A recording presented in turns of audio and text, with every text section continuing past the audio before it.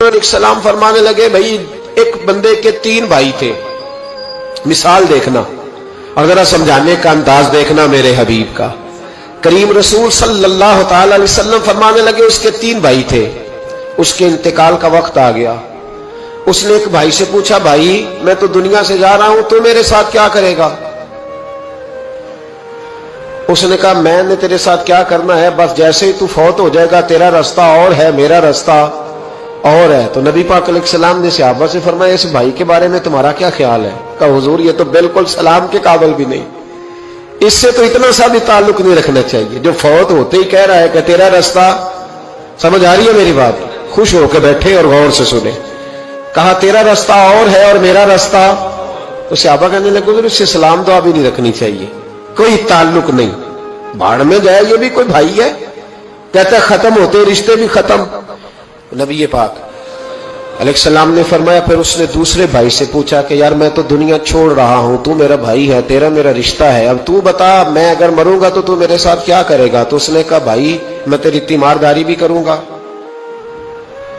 जब तू फौत हो जाएगा मैं तेरे गुस्ल के साथ भी शरीक होऊंगा, लोगों के तुझे कफन भी पहनाऊंगा, अपने कंधों पे तुझे सवार करके कब्र तक ले जाऊंगा, दफन में भी शरीक होऊंगा, जनाजा भी पढ़ूंगा, तेरी कब्र पे मिट्टी भी डालूंगा, लेकिन फिर सारी दुनिया वापस आएगी तो मैं भी आ जाऊंगा।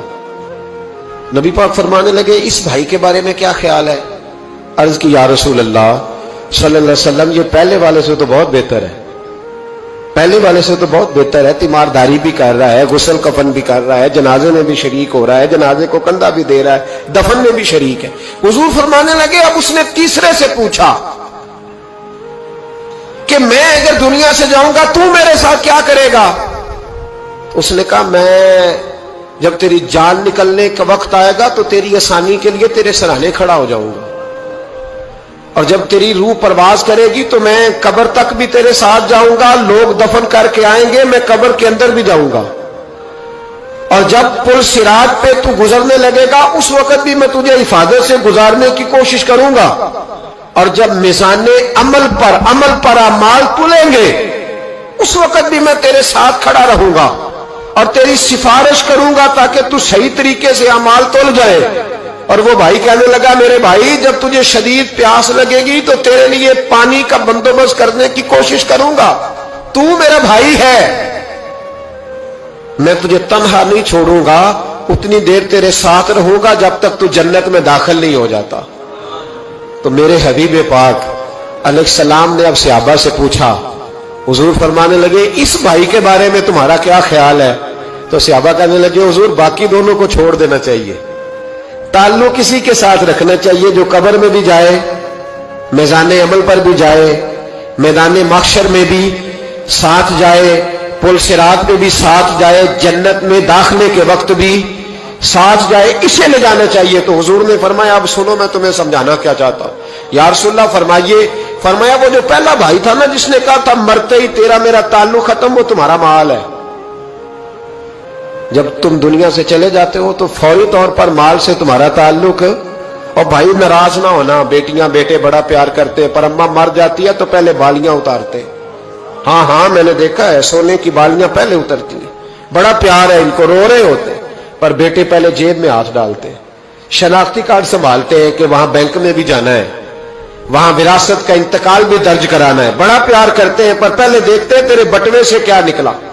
तेरा माल उसी वक्त वारसों के कब्जे में चला जाता है। सुन और याद रख, अल्लाह के हबीब अलैहिस्सलाम फरमाने लगे, वो जो भाई कह रहा था ना कि मैं कब्र तक तेरे साथ जाऊंगा, फिर जैसे दुनिया वापस आएगी मैं भी आऊंगा, फरमाया वो तेरे रिश्तेदार है, वो तेरा भाई है, तेरा बेटा है, तेरा दोस्त है, तेरे ताल्लुक वाला है, वो कब्र तक जाता है पर कब्र में नहीं जा सकता।